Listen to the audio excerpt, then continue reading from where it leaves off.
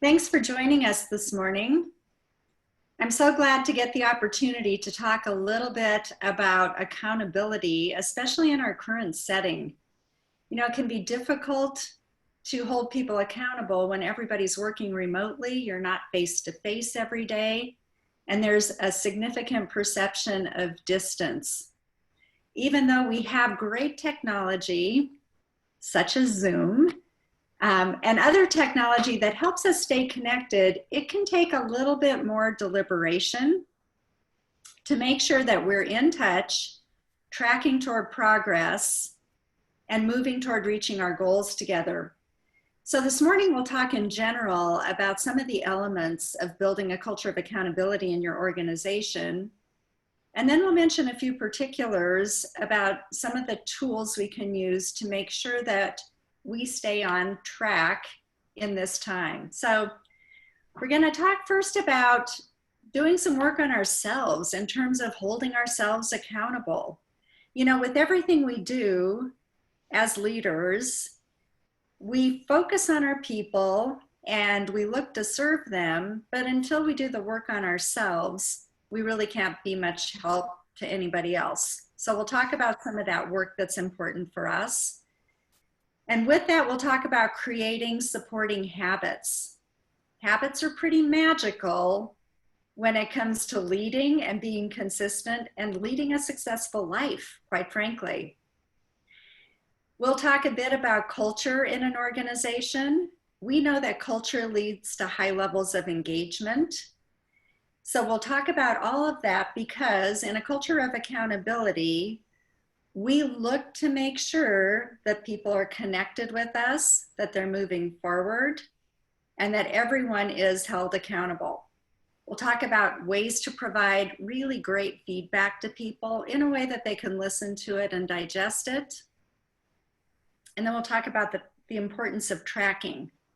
Tracking does the lion's share of the work in terms of holding people accountable. It's important. So we'll end up talking about showing consistency, right? Repeating those good habits over and over again, and ultimately leveraging success. So as I mentioned, it all starts with us. Until we really dig in, understand ourselves, and hold ourselves to a high level of accountability, we're not really able to lead others that way. So we have to ask ourselves, who am I really? What is my role? What do I want? What do I want from myself? And what do I want from my team? We have to be visible about holding ourselves accountable. And sometimes that means being willing to be a little bit vulnerable. People like to hear about our successes, no question, right? Everyone wants to learn from each other. So if we've had success with something and we can tell that story, really helpful. But the fact is we learn more from our mistakes than we do from our successes. And if we're willing to be a little bit vulnerable in a leadership role and actually share what those mistakes have been, we can really help people learn. Maybe we can help them from keeping the same mistakes, right? So they can go ahead and make their own. But to be effective and to have a culture of accountability, one that's worth having, we first have to build trust. We have to build a relationship with every individual on our team. And that means getting personal and getting up close. That takes some discipline. We're busy people, right? It takes time to build a relationship. And we have to become predictable to people on our team. Maybe the highest compliment is for someone to say, I know what my leader will decide when faced with these choices, because I know what my leader's values are, and I know how that person makes decisions. I can predict what the outcome will be. People like predictable leaders. They don't like a lot of variation in where you're going to fall.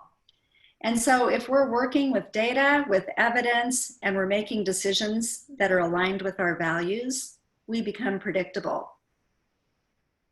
I mentioned that we have to interact with individuals on our team in order to build trust. And those interactions have to be frequent. When we first meet someone new, we might say, well, I'm a trusting person. I trust everyone. And maybe we do to a point. But until we have those frequent interactions, until the other party becomes a little bit predictable to us, we can't really build a trusting relationship. And trust is the linchpin. Every relationship is built upon a foundation of trust and respect. So when it comes to working on ourselves, we have to be sure that we're behaving in a trustworthy fashion. If we want our team to trust us, then we have to make sure that our words and our actions align. We become predictable, we're having frequent interactions, and beyond that, we're open, we're listening, and we're engaging with people. We can put everything out there that we think is important about who we are and what we're about, but until people feel engaged, until people feel that we're listening to them, they won't trust us. So a few fundamentals. Now, for all of us, we have habits, whether we recognize our habits or not. And habits mean we're repeatedly doing the same things, right? So again, becoming predictable means that we're engaging in habitual behavior. We want to hold the bar high for people on our team. And so we have to use a mirror and be sure we're holding the bar high for ourselves. We have to create habits that move us toward our goals. You've heard it said that we're all creatures of habit. It's true. Some of our habits serve us, some of them detract from our goals. So making sure that we're thinking about it, that we're conscious of our habits, and that we're eliminating bad habits and building good ones will help us meet our objectives. This is just an example. I don't have it ready yet, but like it's still in order. There's a theory of stacking habits. That means if we have one good habit, we can link another good habit to that one. And soon we have a habitual way of living that moves us toward our goals. So let's just say we get up in the morning at 6 o'clock. That's our habit. So what can we stack onto that habit? Maybe the first thing you do is brush your teeth. Great, good habit. But maybe you want to implement a new habit. Maybe you want to start your day with either meditation or exercise. So stacking a habit on the ones that we mentioned, getting up at 6 a.m., brushing your teeth, maybe you go sit down and meditate, or maybe you put your running shoes on and go out the door. Eventually, like if we grandma habit, we don't have to think much about it anymore. We just get up and do it. Okay, so personal habits are important. Those would include habits related to our physical, emotional, and spiritual well-being. And we all know that we have to take care of ourselves. We started our conversation with that idea this morning. And then professional habits are important. So maybe you're someone who's very much inclined to hit the office and go straight to your computer and dig into your work. But if you're deliberate, you might create a new habit of getting to the office, and then the next thing you stack onto that is stopping to check in with each person on your team. Having that interaction and building upon those interactions to build trust with each of those people. This becomes predictable. So when people see you come in the office in the morning, they can predict. You're going to greet them. You're going to ask how their evening was or their weekend. You'll be predictable. These are all habits that lead us in a positive direction. Steve Jobs said, be a yardstick of quality. Some people aren't used to an environment where excellence is expected. Again, if we hold ourselves to a high level of accountability and performance, it's much easier to expect that from other people. Most good leaders say, I'm not going to ask anyone else to perform at a level that I'm not willing to do myself, or to take on a task that I wouldn't be willing to take on myself. So raise the bar for yourself and for others. Now, what we know is employee engagement has to be a priority. So engagement is really that emotional hook people feel to our organization. We can't have a culture of accountability with low levels of engagement. People have to want to be there, and they have to want to be contributing. This connection influences behaviors, and it influences the level of effort people are willing to put forth. We often talk about employee engagement as the secret sauce. And most of us know we're keeping a finger on the pulse of engagement through surveys and so forth, because it's so meaningful to our success as an organization. So employee engagement should be our focus. Now, engagement is interesting, right? Because what hooks somebody on an emotional level to your organization? It's all the things we've started our conversation around this morning. Is there a high level of accountability expected? Are people recognized for that? Are they motivated in the right ways? We'll talk a little bit about all of these things. And we have to talk, when we talk about engagement, we have to talk about clarity. People need that in terms of roles and responsibilities and in terms of expectations.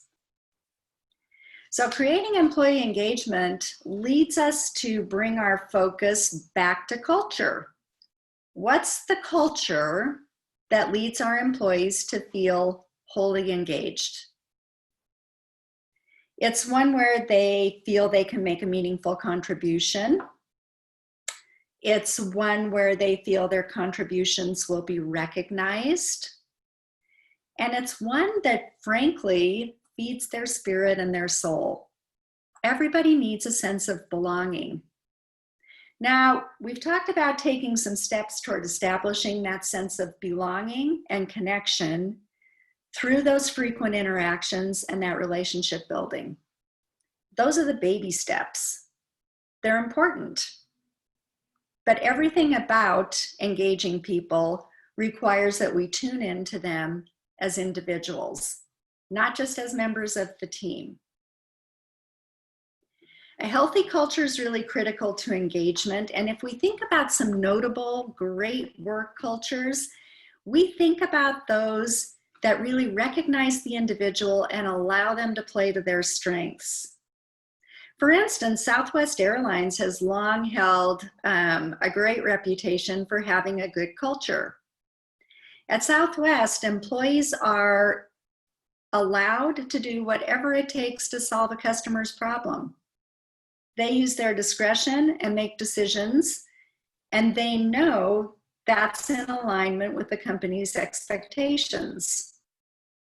They're also allowed to be their own stand-up comedians on those flights. As most of us know who've flown Southwest, you can generally look forward to some pretty decent entertainment from the flight attendants, right? So people are allowed to bring their whole selves to work, to do things that are meaningful to themselves, to the customer, and to the organization. And those are very explicit demonstrations of ways that we can engage people. What we know also is that motivation drives engagement. Now, sometimes we hear leaders say, gosh, I've got to find better ways to motivate my team.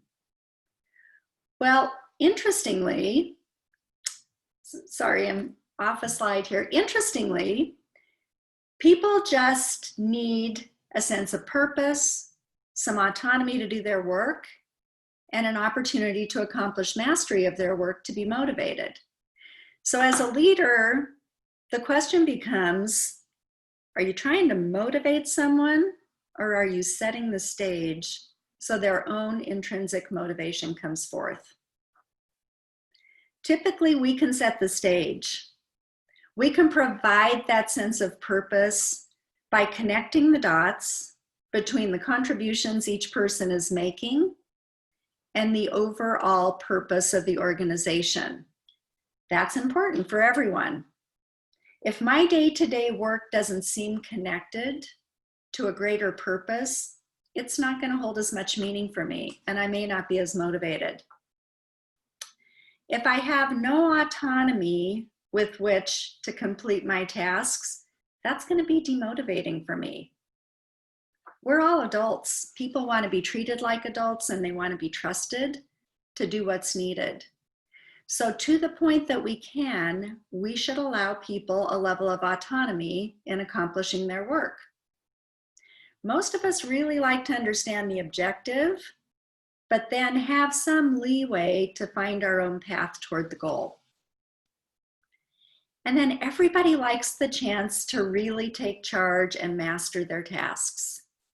So as leaders, if we can provide the sense of purpose, some level of autonomy, whatever is appropriate to the particular job, and then a chance for someone to really master the work, and that could come in the form of development, added tools, skills, resources, then we can trust that everyone will be motivated.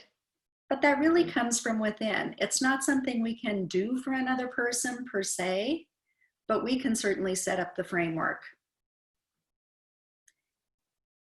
We know that if our teams are engaged and held accountable, we're going to have a high-performing culture. We've got people who are emotionally hooked. They feel like they belong. They feel like they're part of the plan and part of the puzzle. And believe it or not, people like to be held accountable. We like structure. We like consequences. We especially like good consequences. But we like to be held accountable. And everybody likes the gratification from performing at a high level. If we are working for an organization that's meeting its goals, that's making a difference, we're proud to say that that's where we work. We're proud to say our job is within that organization and we're making a contribution. So this seems like a pretty simple formula. And really it is. You know, many times we'll say leadership isn't rocket science, right? And creating a culture of accountability can really help in terms of helping us meet our goals. Now, some of the underpinnings of a culture of accountability are simply that we recognize every employee is a responsible adult and they have their own decision-making authority. Right, so as leaders, we don't control people, we control process. People control people. Every individual is going to make their own decision. We have an obligation to partner with them and to support them and guide them, but recognize, and I'll pull up a quote here for you from Peter Drucker. He said, every decision in the world is made by the person who has the power to make that decision. Make peace with that. Great advice, Peter. We need to make peace with the idea that we're not going to make decisions for other people. They're going to make their own. And with every choice comes a consequence. Some are good and some are not so good. But as leaders, we have to be clear about what the consequence is. If we ask for a level of performance and lay out appropriate consequences, that's a favor to people. They want to know. If the consequence to performing to standard is that I'm eligible for a bonus or maybe for some profit sharing, that might be enough to motivate me to reach that goal. If I know the consequence for not meeting expectations is that I might lose my job, that might motivate me. Right? But I want to know what the consequence is. Consequences should be naturally occurring and they have to be clear. People want to make beneficial decisions for themselves, but they have to know what the end result is going to be. So as leaders, we really need to partner with people. We've got to provide the guidance and support, feedback, even encouragement. These are the tools that help people succeed. And it has to happen all the time. Sometimes we think about the performance evaluation as doing just this. This is where we recognize accomplishments, we plan for the future. That's all good. We give good feedback. But we have to be giving this on a year-round basis, and it has to be daily. We have to be connected. Especially in today's setting where there's a perception of distance. If we're interacting via technology, then we have to do what we can to close that gap. And it might mean we have to connect more frequently and at a deeper level with each individual, because we don't have the benefit of being face-to-face necessarily. Another fundamental underpinning a culture of accountability is that we expect people are human, we know people are going to make mistakes, and we're willing to correct those mistakes and move forward. So we keep our eye looking through the front windshield and not always in the rearview mirror. If people believe that risk-taking is okay and that making a mistake is okay, they'll be more innovative, they'll be more creative, and they'll contribute at a higher level. So provide that assurance to people. Certainly hold them accountable, but be forgiving when mistakes occur. So important is that we commit to frequent communication, feedback, clear expectations, and above all, respect. We said at the beginning of our discussion this morning that relationships are built on a foundation of trust and respect. Everybody deserves to feel respected in the workplace. It should be a safe and respectful place to go every day. And then in a true culture of accountability, we also have to be willing to recognize that even though we do our level best, hiring the right talent for the right position, we don't always achieve the fit that we're after. And if we don't, we have to recognize that. We probably have a great employee, and we probably have a great job or a great role, but those don't always mesh. So if it's a poor fit, that's okay, right? If someone leaves our organization because the fit wasn't right, they should be able to leave still feeling respected, still feeling as though they're treated like adults, and feeling good about your organization. So accountability means facing some tough conversations, and we'll talk about how to do that. The first thing we have to do is commit to assuming positive intent. We all know that we're wired to succeed. Everyone wants to go to work and have a good day. They want to make a contribution and feel successful. But sometimes things go south. Sometimes we have miscommunications. Sometimes deadlines aren't met. But if we can assume that that person who didn't meet the deadline has positive intentions, then we approach the situation in a better fashion. What happens though when people disappoint us? Often we become emotional about it. And frankly, once we've worked to build trust and respect, we're emotionally tied up with that other person. And we're all emotional animals. So understanding that, being willing to step out of emotion and write a more positive story about that person's intentions puts us in a place where we can have a conversation. And it's a conversation absent judgment and absent emotion. We're going to deal with the facts and we're going to support the person because we're going to assume positive intent. This might be a little bit easier said than done. As I mentioned, we're all emotional creatures, and often our emotion will lead us to react. So back to the idea of creating a good habit that will help us here, we have to create the habit of recognizing emotion in ourselves, being willing to pause, reset our mindset, and then approach the situation assuming positive intent. So this really means that we're going to employ our emotional intelligence. In EQ, we talk about really being self-aware, really understanding when emotion has been triggered. Because what we know is that once emotion is triggered, our amygdala takes over and it hijacks our cognitive brain. So we're no longer behaving rationally, we're just behaving based on emotion. That doesn't always go well for us. And I think we can all look back on circumstances and experiences that will tell us it doesn't do us very many favors. What we'd like to do is respond as the very best version of ourselves instead of just reacting based on emotion.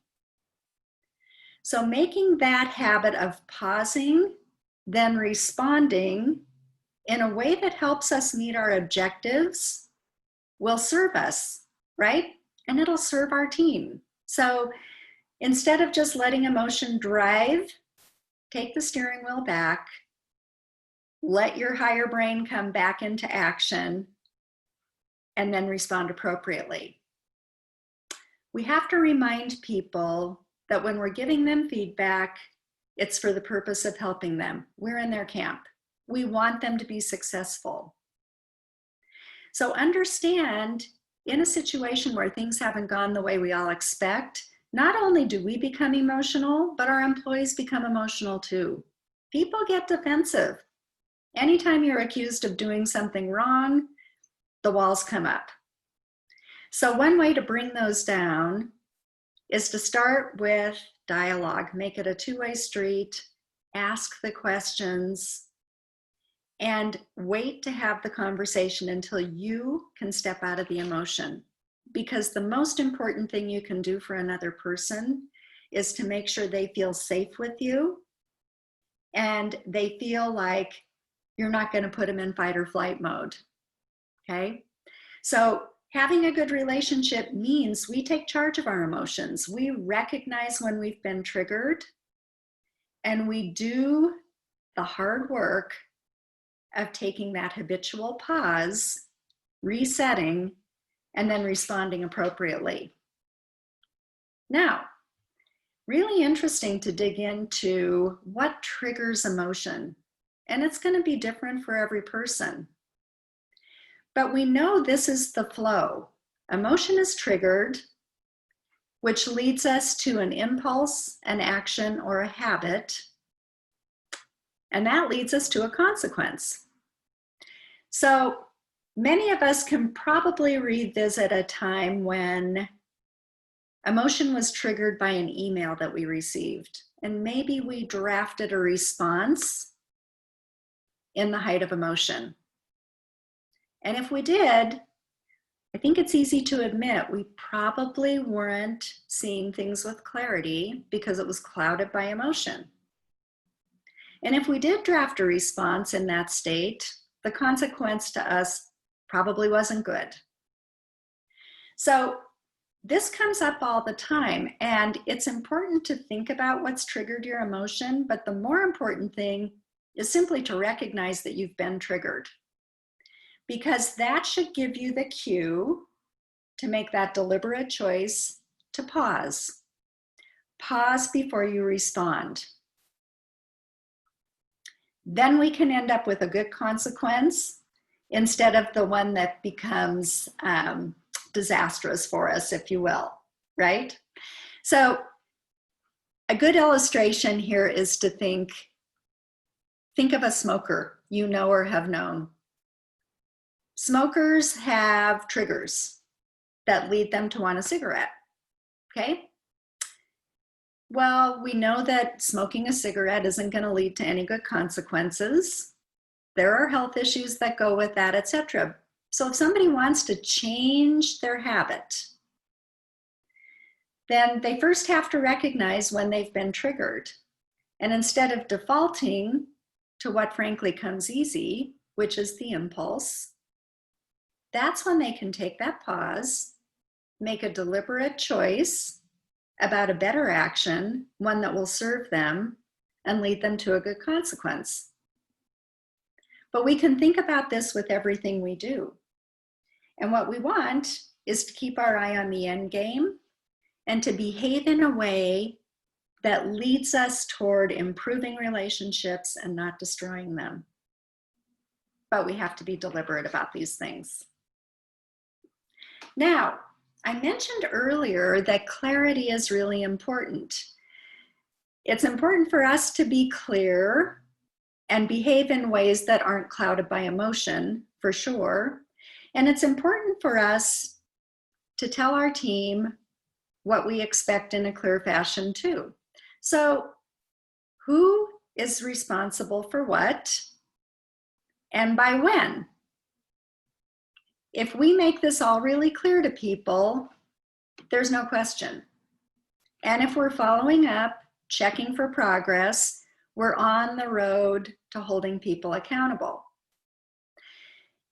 If you put a request out to your team and you say, we need to get something done by the end of the week, you really haven't checked these boxes. Who's responsible or who owns which piece of that puzzle? Make that clear. Who does what, by when, and how are we going to follow up and track progress? Being committed to clarity is critical. Sometimes we have to start with clarity around roles and responsibilities generally, and then that can spill over into tasks and project work. Then, once everyone is clear, again, allow some autonomy. Maybe just to the point that makes you a little bit uncomfortable as the leader. Okay, now I'm not saying to be ridiculous, right? And the amount of autonomy that we can allow will depend upon the job and the context. But everybody likes to have autonomy. We said that's one of the keys to being motivated. Allow some autonomy where you can. I believe it was Eleanor Roosevelt who said, do something every day that scares you, okay? So being a little bit uncomfortable is probably where we need to be. We certainly want to put the bumpers in place. We want to put structure in place, but to the point that we can let people take the ball and run with it. And then remind yourself you're working with responsible adults. So if you're a little bit uneasy with this, again, just tell yourself these are responsible adults. They're people who want to make a contribution. They want to be successful.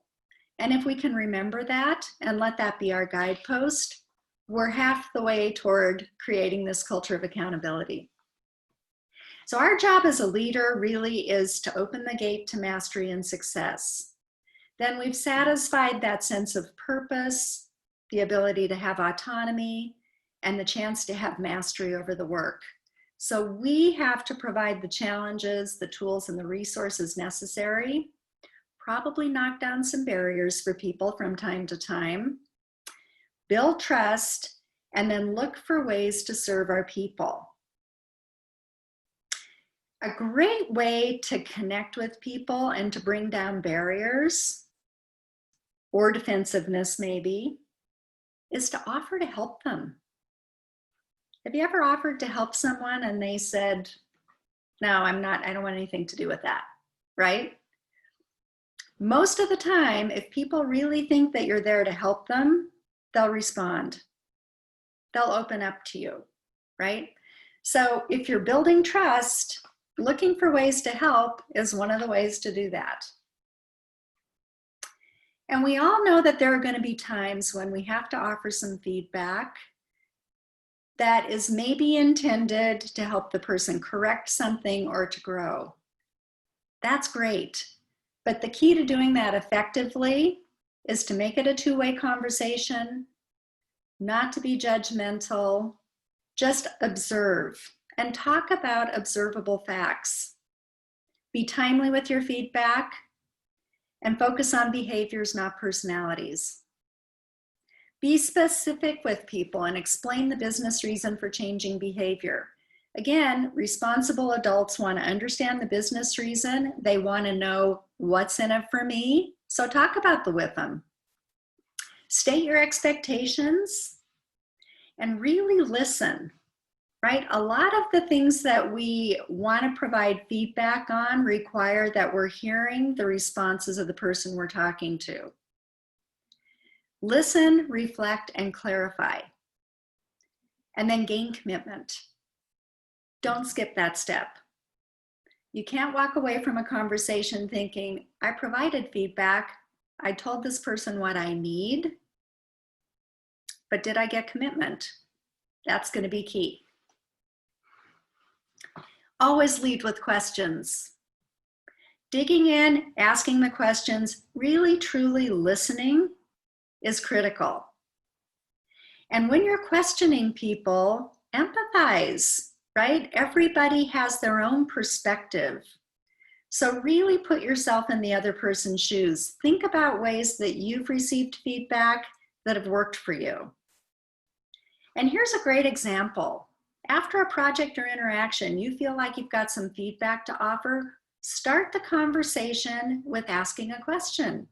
So how do you think that went? And let your employee or your team member give their perspective. Acknowledge what they have to say, validate it, and then offer your own observations. Then maybe you can offer a few suggestions. What if you tried X, Y, or Z the next time? Let me know how it works out. And then critical is follow up, right? So when we talk about tracking progress, it means we're staying close, we're following up, we're not giving someone a task or instruction or whatever and then walking away, right? Holding people accountable means we're following up. We're going to be committed to staying close. And we talk about really focusing on behaviors and not making that leap, jumping to conclusions or to abstractions. So it's really different to say, hey, I've noticed that you've been arriving late to work for the past couple of weeks, versus, hey, I don't think you care at all about being punctual. That's not fair, right? All you know for sure is that person has been arriving late to work. So talk about the behavior. We're really talking about looking at evidence and stepping out of emotion here. You could also observe that someone has been missing work, but what you can't observe is that they're unreliable. That's jumping to a conclusion or an abstraction. That's not appropriate. And you can certainly provide feedback about someone being curt with their coworkers if you've observed that, versus saying, you know what, I think you need to adjust I think you've got a bad attitude, right? You don't know what their attitude is. So again, stay committed to observable behaviors. You can hold people accountable to behaviors, but you can't hold them accountable to these abstractions that we're talking about. And we'll just confuse people if we talk that way. And then be willing to listen. Hey, I've noticed that you've been arriving to work late. Help me understand what's going on. Again, I just offered my help. That's going to go a long way toward opening the door to conversation. So let's talk about one of the sticky issues in cultures of accountability, which is maybe dealing with someone who others feel has a bad attitude.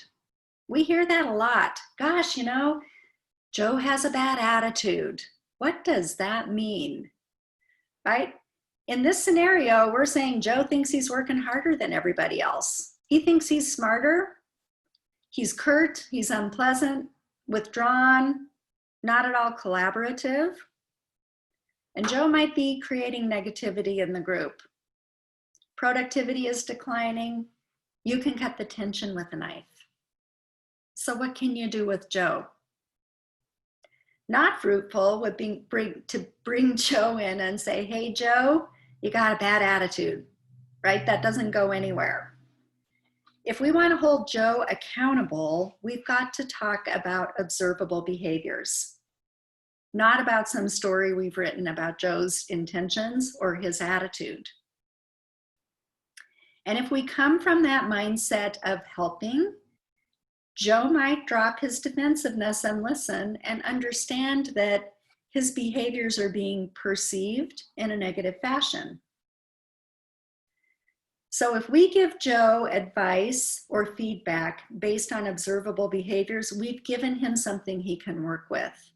And really, that's the fair thing to do. We can't jump to abstractions that we don't really have any basis for. Now, it's important that Joe take charge in this situation. We want Joe to change behavior. We do, because it's creating a problem in the group. But again, we're going to have to understand Joe's perspective if we expect to offer Joe the right guidance. And we have to remember that Joe has to be held accountable, right? We want to keep the monkey on the right back.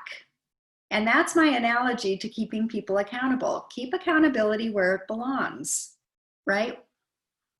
So if we're doing this, we have to really beware of accepting accountability for someone else's work.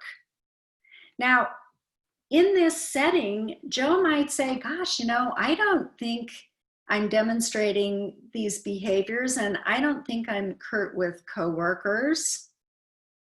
So Joe might say, I really need for you to check me on that and tell me when you're hearing that or seeing that. If you agree to do that for Joe, you've taken his monkey. He's effectively put the monkey from his back onto yours. And let's be real, you don't have time for the care and feeding of everybody else's monkeys. You have enough of your own. So what we want to do is keep accountability where it belongs. Encourage Joe to come up with his own solutions. Don't offer those to Joe. Now, we have an obligation to guide and support, for sure, but we have to be clear with Joe about whose accountability it is to modify behavior. And it's really up to each person to be their own self-monitor. We can't follow everybody on our team around all day long and give them feedback on every interaction they have, quite honestly. So really the answer to Joe would be, you have to learn to monitor yourself. Joe has to understand what's triggering his emotion in order to make an effective change and to create a new habit for himself. Now we can certainly give feedback and guidance, but Joe has to take that monkey. That one belongs to Joe. Now, Frederick Herzberg said once, the American manager has found an infinite number of ways of making an infinite number of people feel infinitely miserable about doing their jobs wrong. In a culture of accountability, we want to be sure that we're recognizing everything that's going well, not just calling people out when things are going wrong. So we've got to build that rapport. We have to be frequent with our communication. We really have to, especially in today's setting, narrow the distance between ourselves and the other person. So in other words, take the time necessary to connect. Do it in a one-on-one fashion and be 100% present when you're in conversation with each team member. That brings us closer together. It narrows the distance. And it requires that we put habits in place. We have to schedule time and we have to hold that time sacred. It's incredibly important. And then we need to express gratitude when things are going well. We miss so many opportunities to do that because we get busy. So we have to be very deliberate and decisive about offering gratitude. And not just saying, oh, you know what, that was a great job. We know we have to be specific. But really, asking another question here can help. It can help us with a deeper understanding. Hey, what you did this morning with that presentation was amazing. Tell me how you put that together. That was so effective. I really want to understand what went into that. That makes gratitude ever more meaningful. You're honoring the story behind the work and really making people feel individually appreciated. We mentioned now that tracking is really, really critical. So we're building rapport, we're narrowing the distance, we're expressing gratitude, but we've set out clear expectations and we've got to be sure we have a means of tracking it. Tracking really does the heavy lifting of accountability. If people know what the metrics are and they know what deliverables are expected, they can deliver. If they know what the deadline is, great. Then they can fulfill their responsibilities. So tracking and measuring the what is really important. But finding ways of tracking the how is equally important, because in most settings, what we get done is important for sure, but how we go about getting the work done can be even more meaningful, because the how is what begins to create the culture. If people are working together effectively, focusing on building healthy relationships, looking for ways to serve each other, collaborating well, that's most of the recipe for success right there. So we want to be sure that people aren't meeting the what and leaving dead bodies in the wake, right? So it doesn't matter how many business metrics you meet or exceed if you're damaging relationships along the way. What we frequently hear said is, you know, it's not really what you say, it's how you say it. And that applies here. It's not just what you get done, it's how you go about getting that work done. So if we have identified competencies in our organization that serve to support our culture of accountability, then we can measure those.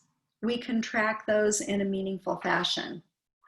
That helps us be consistent with our message. It helps us be predictable, and it helps to avoid surprises, which is important to everybody, right?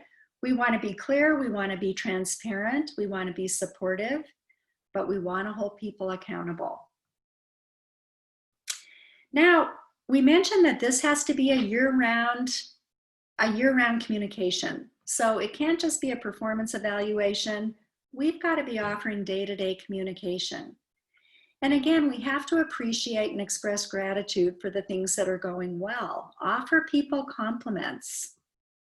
Mark Twain once said, I can live for 2 months on one good compliment. Most of us can relate to that. If the compliment comes from a place of authenticity, it's given in a genuine fashion, and it's offered from someone we admire and respect and trust, wow, that can make our day, maybe even our week. So as a leader, another good habit is to condition ourselves to make all the good things that we're thinking be verbalized, where they have impact on someone else in a meaningful fashion. We can think all kinds of good things. They don't do any good if they stay in our heads. We have to talk about it. And then use daily check-ins with people. I talked about that leader who's gung-ho to come in and get on the computer and get to work. Well, take the time to check in with people. Ask how they're doing. Ask how the team is doing. Ask how you can help. As soon as someone thinks that you're there to help them, they open up to you. And it's not magic. It's pretty normal human behavior. And then an element here that I think is so critical to a culture of accountability is that we have to focus on our top talent. It's really hard to get the right talent in the door. I think we'd all agree. And once we have them, we want to nurture them. We want to do what's meaningful for them. And one of the things that's meaningful is to see us taking action with people who are not delivering at the same level, right? So if someone's underperforming and we put our heads in the sand and don't address it, our top performers will notice that. And what will that do to their motivation? It's not a healthy thing, right? So we have to be sure that we're addressing underperformers, both to help those people move forward, but then also to send the right message to those who are going the extra mile and really coming and giving their very best every day. But action with an underperformer doesn't have to be punitive. Corrective action, in the truest sense, is delivered in that spirit. It's delivered in the spirit of just correcting behavior so that it's more fruitful. There's no punishment necessary. One of my favorite performance management authors is named Dick Groat, and he wrote a book called Discipline Without Punishment. Dick Groat talks about upholding a culture of accountability, but not punishing people, understanding they're responsible for their own decision-making. We have to be clear with expectations, and then our employees make the decision about what they're going to do with that. So I'll offer a little example of this, because I think it's so important that we take on these tough conversations with people and take them on in a helpful fashion. It might surprise you to know that fewer than 50% of leaders are willing to have conflict conversations. But when we learn to do it in a respectful fashion, it becomes easier for us. And we have to have these conversations. In a manufacturing setting, we had a production worker who was very bright, very good at his job, but he had become consistently tardy for work and missing work. So our conversation was to ask, well, first to state our observance, hey, we notice you've been late for work, you've been missing work a lot. Help me understand what's going on here. He was very straightforward because we built a trusting relationship, and he said, you know, I'm into video games and I just stay up way too late at night and then I sleep through my alarm.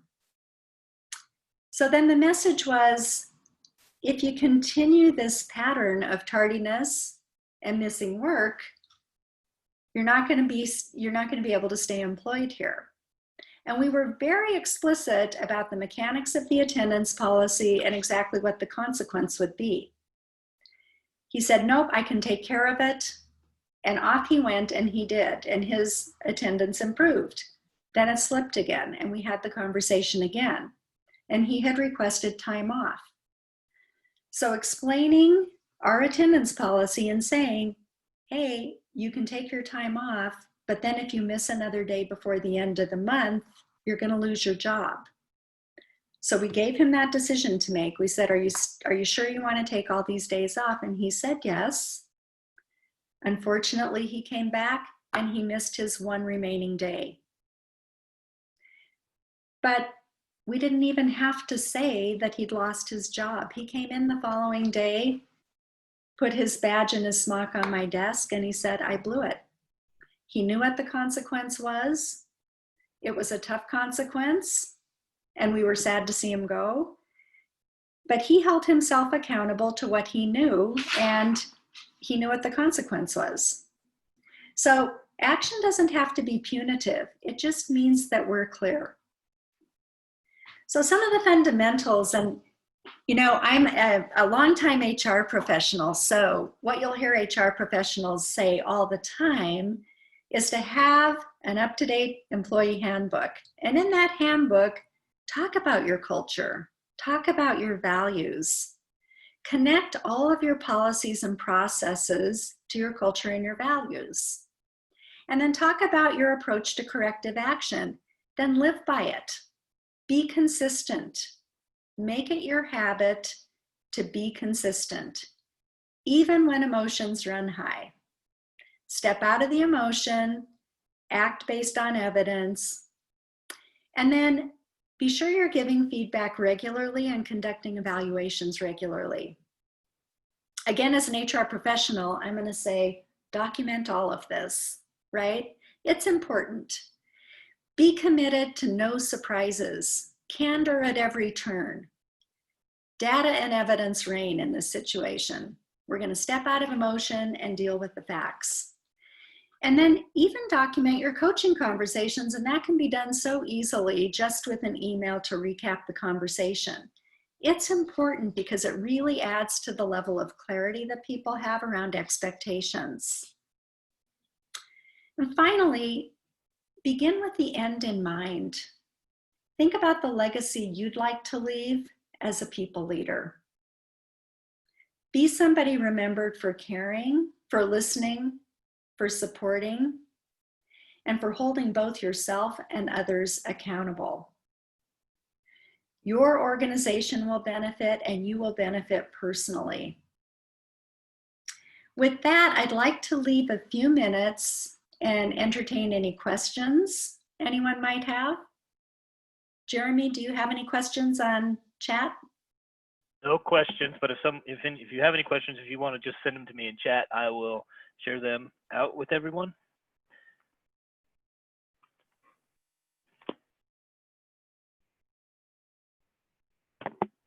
You were so clear, Jennifer.